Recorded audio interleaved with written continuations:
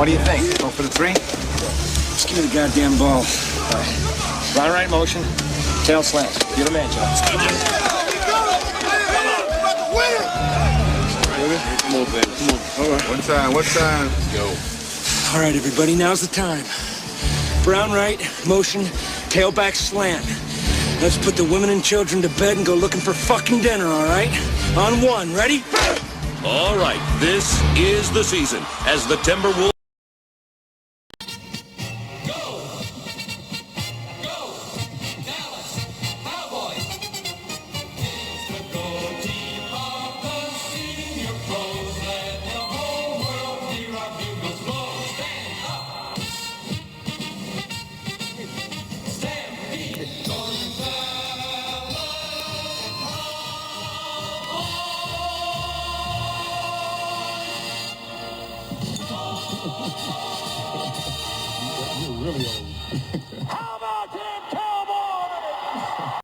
How about them Cowboys? Yes, yes, yes. Yes, yes.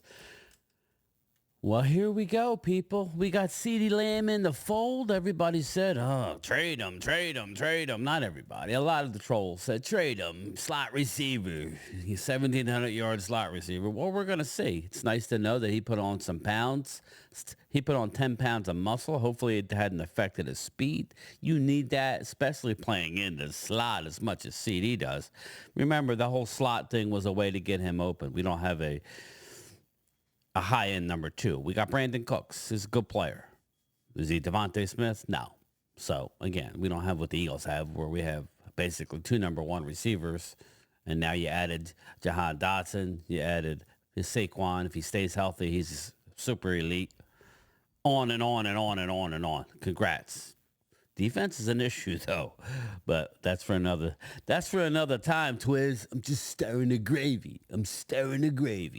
But anyway, this topic is one that yet will not go away until, Jerry Jones can't help himself, right? Something has happened. If you notice, something has happened. I will say Mark Holmes did. It seems like his feeling might be true. Something happened where Jerry all of a sudden is tired. You know what it is? He's tired of being lit up by guys like me saying he's old and the game. An unknown agent out there has said that the game has passed Jerry by. That was just yesterday. So he's probably tired of hearing all this stuff. Negative stuff. He's like, well, if I'm going down swinging, which is what you've been seeing Jerry the last couple days, the last interview. I don't know if the deal gets done. It seems like there's a lot of conversation going on. I know there's a good percentage of the audience. If I had to put a percentage of the people that I see in the chat, it's probably 60-40 pro. But there's a loud 40% of the people who are tired of the 8 seasons of Dak Prescott, tired of the 3-12 win seasons in a row that hasn't happened. I don't know. Somebody put it in the comments. Has the Cowboys ever won 3 straight 12-win seasons? Again, albeit with only one playoff win. So I understand their plight. Definitely do. Definitely. But the question is, how are they going to go about moving forward? Because once the season starts, now it's a matter of, okay, you didn't show the faith in me before the season. I've bet on myself. In my opinion, can it happen? It's going to cost Dallas a little more if you do it in November, and it's going to cost you a lot more if you do it in March after the season, the beginning of the league year. It's going to cost you a lot more, meaning a couple million, $3 million per year on the cap. I don't think that he's going to get more than 60, but I think he'll get that 60 number on the open market. I do believe with what Rob A says that the market is going to correct itself. I do believe that because I think you have rogue owners sign a given guy like a Justin Jefferson, right? He got 110 million guaranteed. CD didn't get close to 110. He got 100. He got 10 whole million less, which was 13 million more than what AJ Brown got in guarantees. So at least 13.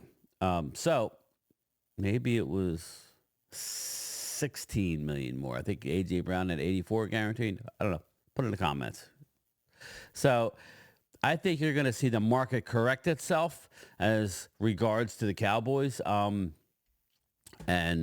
Not the Cowboys, but the NFL position, the quarterback position in the NFL. Teams are going to realize that unless you have just a super rare guy who's winning Super Bowls, that's the kind of money that needs to be thrown at a guy. But how did you win them Super Bowls? Let's look at recent past. The quarterbacks that have won Super Bowls are the quarterbacks that have taken slightly less and have trusted their team to put the pieces around them. Now, New England, Brady took less, but they didn't ever really put that much talent around Brady. To me, Brady's better than Mahomes. Brady is the GOAT because of his God-given ability. That's just in my opinion. God-given ability, will to win, will not to lose. That was Tom Brady. You give Tom Brady the ball on the last drive, you're going to lose 9 out of 10 times. Shout out to the Eagles for winning the Super Bowl against them. Philly. It takes something special. And what Philly did that year was special with, albeit Nick Foles. Everything came together. Sometimes things happen for a reason. Carson Wentz got injured, step in. Blue-collar guy, Nick Foles, all he does is improve the team, get on a roll. And that's all it takes in this league, getting on a roll. How many times have we seen Kansas City not be the number one seed, get in the playoffs, and just get on a roll? That's what it's about. It's not about winning divisions. You would like to win your division, but Kansas City showed you last year they can win on the road. So Dak has won a playoff game on the road. So that's the thing. Sometimes I think winning on the road might be easier for Dak than winning at AT&T because there's a lot of pressure that comes with these days when you mount the failures on top of each other as much as they have. But let's listen in to, well, first I'm just going to show you the video. I could read it to you, but why not just show you the video, right?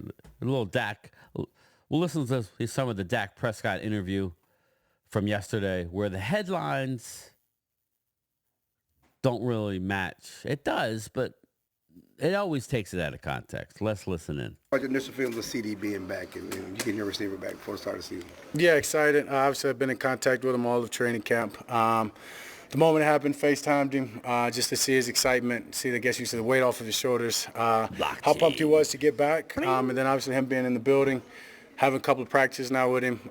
The guy's one of the best receiver, super athletic, elite. So that makes that whole connection, us getting back on the same page, that much easier. Not going to be too difficult when you got a guy like that that's smart, knows how to get open. I just got to make the throws. Well, the natural question is, CD got paid. Are you next? Not really sure. Not my focus anymore, to be honest with you. Told you guys that really can't say ever was really my focus. It's about making myself and this team better, getting us in the best position, and the most confident to go up to Cleveland and start the season off with a win. Have you instructed with Todd, or do you want to shut him down when the season starts? No, I mean that's up to Todd and those guys. Once again, I'm not going to be a part of them here as the season starts. And they've been going. They've been going obviously heavily through Todd and Steven both. So yeah, it's just all part of it. As I said, my job and my focus now is control what I can. And as I said, back in camp, it's two parts of this. Both sides have to come to the agreement. You don't need a deal done. There you go. And we'll get back to it, but says a lot about how people feel. I agree with Dak, right? And that's nothing wrong. If you anti-Dak, I agree. You're sending Dak a message. Maybe Dak goes out and does something different. I don't think that helps in a football realm. When you drop back to look at a defense and how to pick apart a defense, I don't think not having a contract long-term helps you in any way once the games actually start, but maybe in preparation too. That's why I said what I said. That's why I said what I said. a couple months ago, really. I said, would it surprise you that by game one, everybody is re-signed, meaning the coaching staff? You know, that could be already done and waiting. You know, McCarthy sure as heck wouldn't tell you that he has a deal in place. I don't see how that is a positive, but making everybody be on their P's and Q's and have to deal. Listen, having to deal with the Dallas media, like in major cities like New York, Philly, dealing with that media and the negativity that can come with leaving your coaches hanging. You saw what happened with Sirianni, my Eagles subscribers. You saw that. You saw all the Mickey Mouse BS that they were coming at Jalen Hurts, trying to stir up stuff. You saw stories coming out of nowhere about what a bad teammate he was, and he was aloof and all that crap. Again, at the end of the day, once you play football, that doesn't help. That can only hurt. So let me know in the comments you think if he will get done, if his contract will get done before the start of the season, or at least, I don't think you would agree to nothing once the bullets start flying. Hypothetically, people, I don't want to get talking gun. No, I'm not talking guns. I'm talking football start flying and your injury is at risk. I think it's not right to say, Dak, we have agreed, but we don't want to disclose it until November for a cap reasons. Let me know if you think it gets done. I want to listen to more of this, but Dak is telling the Cowboys, it says a lot. Why would you, take Dak out of the equation? If it's Tom Brady, Tom Brady wants Super Bowls. I got it, so I can't use him. Let's say Trevor Lawrence. Wasn't it? Lamar Jackson, right? Lamar Jackson's deal got done well before that. He's only got 2 playoff wins and 1 less playoff game. He's 2-4 in the playoffs. Wade Walker will say, well, he's made it to a championship game. I get it. But that was in a 1-year situation, kind of like Jalen Hurts. Made it to the Super Bowl in a 1-year, unbelievable team. That's why it's a team game. They had an unbelievable team, and they carried it to the Super Bowl. And he had a good game in the Super Bowl. Although he fumbled it, that's part of it. You play 60 minutes. You play to win the game. I don't have it on me. It's in here somewhere, but... Hello? You play to win the game. You don't play to just play it. That's the great thing about sports. Under the franchise tag, bang, bang. Future, this is a little different. How will you try to block out the noise of, this might be his last year here and all that kind of stuff? Yeah, I'm blessed, man. I'm super blessed. I'm blessed to play this game, to be in the year 9, to feel as I do, healthy as I do, as confident as I am. The experience that I've had, I'm blessed to play this game. I'm getting paid a lot of money to do it. I've already got paid. To get paid again, that's just part of it. That's I'm due up for that, and whether it's signing here, whether it's somewhere else that I don't care to think about at this moment, it's all part of it. And so for me, as I said, it's about controlling what I can, and that's being the best version of myself, best leader, and make sure all these guys in here understand that we're on a mission. It's not about next year right now. It's not about my contract. It's not about anything but getting ready for game 1 against the Browns, and simple as that. I know if it were me, I would want it done before the season. Show some faith. At the end of the day, okay, the negotiations are done. It's over. Lay your cards out, okay? We're playing poker here. You just got your 5th call. We did our raises. It's time to show your hand now. It's time to show your hand. Whether you're the Cowboys or Dak's agents, put your cards on the table, and if it matches up, do it. If it doesn't, don't do it. Come out and say, we're not re-signing him. Do not go in the season with that. That's my personal opinion. If you don't want him, come out and say, listen, if you tell Dak Prescott right now that he's not coming back to the Cowboys, what do you think he's going to do? He's not going to hold out. He hasn't done that throughout his career. He's been a team guy. I love him. All you haters out there, he's done nothing but show up and work his butt off. Whether you like him or not, he could have held out. And he would, they probably would have caved and probably would have really screwed the Cowboys. But again, this is where Dak's coming from. Once the season is over, now they could get it done in November. Like we stated. Is it optimal? No, but they could do it for managerial reasons. But they're not really coming out and continuing to say that. Obviously, Dak's not aware of it because look at how he's answering his questions. So just put yourself in his shoes. I know me, I would be ultra defensive. Dak has bet on himself and won. Once he has that mentality yet again, now you would say, well, if you go on to win the Super Bowl, hypothetically, I know, here we come. You catch lightning in a bottle and we go and win the Super Bowl. What incentive does he have to come back to Dallas to deal with? You know how hard it is to win a Super Bowl? Now you take that. To me, this is how I think Dallas is wrong in this aspect. Dak wins a Super Bowl, he's gone. He ain't staying. Now, he could, but he's already... Why would he? I would be 95% sure he is gone, going to make the highest money he can in either Vegas, New Orleans, I would say no because of their cap situation. Vegas, New York Giants, probably Vegas. I see him in the autumn wind is a raider. You know what I mean? Love that. The autumn wind. Shout out to John Facenda, a pirate. Anyway, I see that. If he goes on to win a Super Bowl, what incentive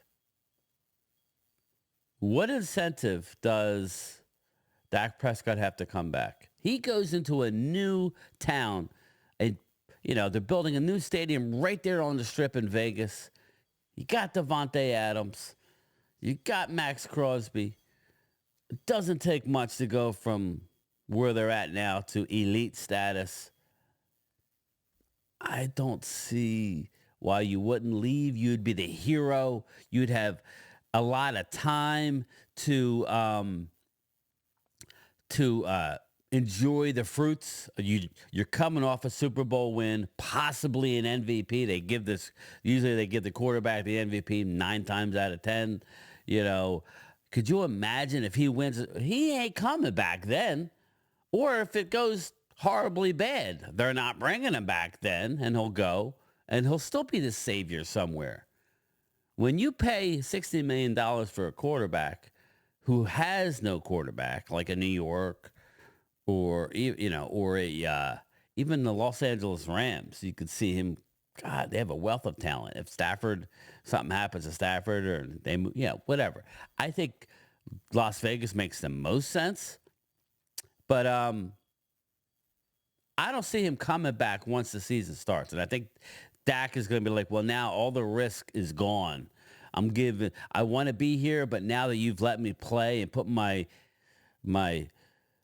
body in harm's way, basically, if you get another injury, you're not getting the $60 million. You'll get a prove-it contract if your leg is mangled, and then you could possibly get a payday down the road. That's what he's got to look at, people.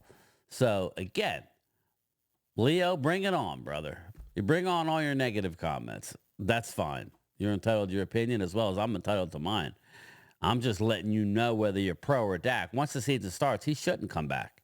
There's no way he should come back unless they got a deal in place, guaranteed, signed, but we're not going to release it until November for cap issues. I don't know. That's all I'm going to say on it. Let's listen to the rest. But that's where I would be if I'm Dak. Going back to CD, obviously him coming back to the team, the value there it goes without saying. But silver lining to his holdout, can you talk about how in the long run it'll help you guys that the opportunities in training camp are being taken care of by the younger guys? Yeah, mentioned before, obviously him not being there, those are valuable reps for guys that that had to step up. I mean, obviously, CeeDee's not there, a guy you want to go to when it's man-to-man. Well, he's not there. Somebody else got to show that they can be the guy that wins. And as I said, we're going to get into the season, and people are going to say from play one, hey, we're putting 2 people on CD, and we're going to take them away. So, therefore, these other guys have to be ready and willing to step up, and my confidence in them has to be no different than it is in CD. And so that's what this camp allowed us to create and allowed us to get that chemistry, those connections, me understanding which guy to go to in certain situations, and them having the expectations of where and when I'm throwing the ball. What is Year 5 for Coach McCarthy? Does that, first of all, does that surprise you that it's that long now, that it seems like it was just yesterday maybe he got here, and he shows up to your event, charity event, and other guy stuff? What does that say about him and how he wants to be involved with you guys? Yeah, I mean, he's first off a hell of a coach, but a better man. Mike McCarthy.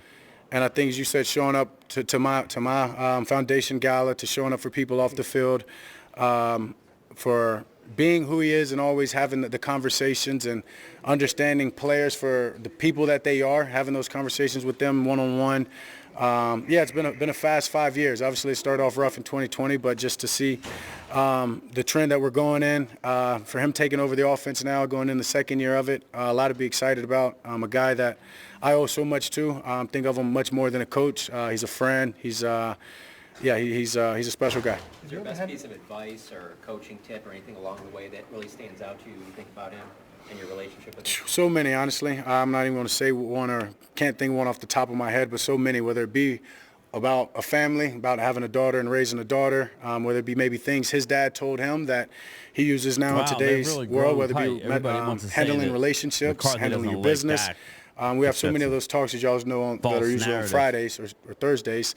That, as I told y'all before, there are 20, 30 minutes of football and then 30 minutes to an hour of life. And so those are very valuable conversations to me, and I'm thankful for them. Because there's a lot of uncertainty with a lot of you guys on this team, including your coach. Gotta love it. There's a sense of urgency to let's get this done because you don't know what the future may hold. Yeah, for sure. You got to love it. Honestly, you got to love it.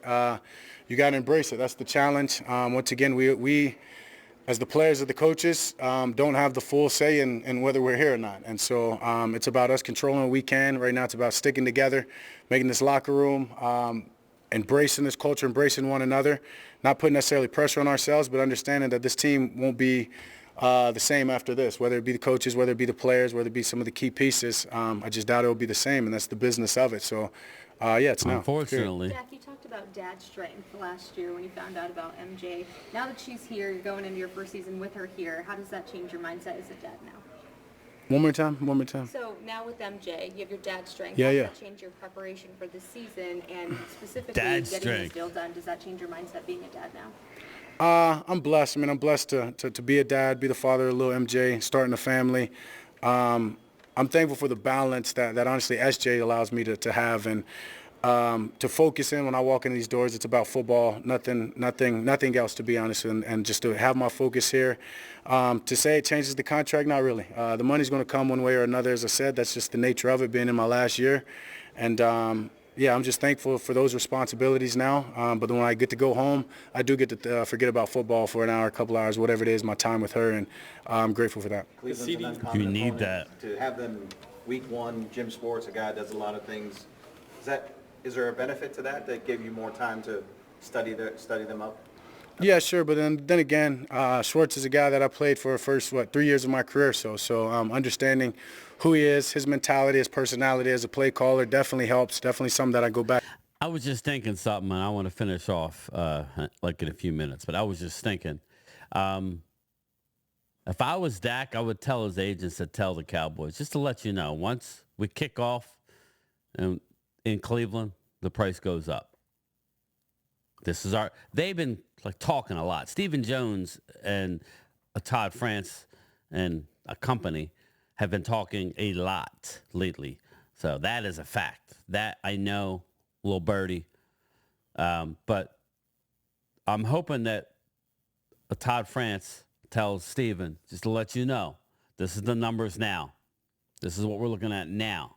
Once we kick off, well, we live in a different world than we did in the old adage of. I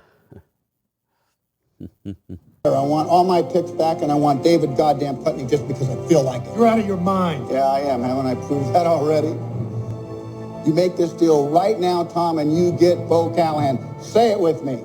You get Bo. You This get case, Bo. Dak is Bo. In this case. Come on, Tom, say it with me, you pancake-eating motherfucker. Basically, you know, the deal on the table now is going to go up, okay? You remember in the movie where he goes, the Seattle owner, yeah, the John Snyder wannabe, you know. Well, we live in a different world like we did a few hours ago. You know, and remember early on in the movie, the unrealistic part of the movie where they're just, Kevin Costner's unloading picks left and right, you know. Well, we live in a different world than we did just a couple hours ago. And then when he called him back and goes, well, sorry, Tom, that offer is no longer available. I want all my picks back. Yeah, that's the thing. So I would just hope that Todd France tells the Muppets that that offer is off the table. Now that you're making my man dodge real bullets, right? It's going up. And this is the starting number. As an agent, that's what I'm doing. Let me know what you think. I know the haters are going to hate. You keep it coming. It only helps the channel. Helps the algorithm. Right, fish out. Anyway, let's listen. I can look on to, and him being kind of a guy that he is who he is, and it's respect to him. He's had a lot of success at it. That definitely helps having that past experience against him. But yeah, then anytime you get more than 4 or 5 or more than a week of preparation against a team, it should be valuable. Did CD's added weight kind of surprise you when you walked in the building, or did you already kind of know he had put on those 10, 15 pounds? I mean, I think I'd read something, but I don't always believe what I read. But saw it in the biceps when he popped in.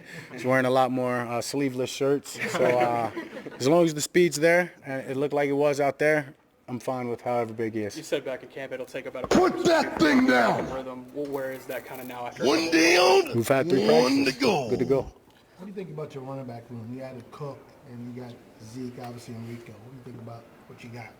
Yeah, I love what I got. Guys that have experience when you talk about those first 2 guys, and then young guys, whether it be Rico, whether it be Deuce, or honestly even Hunter.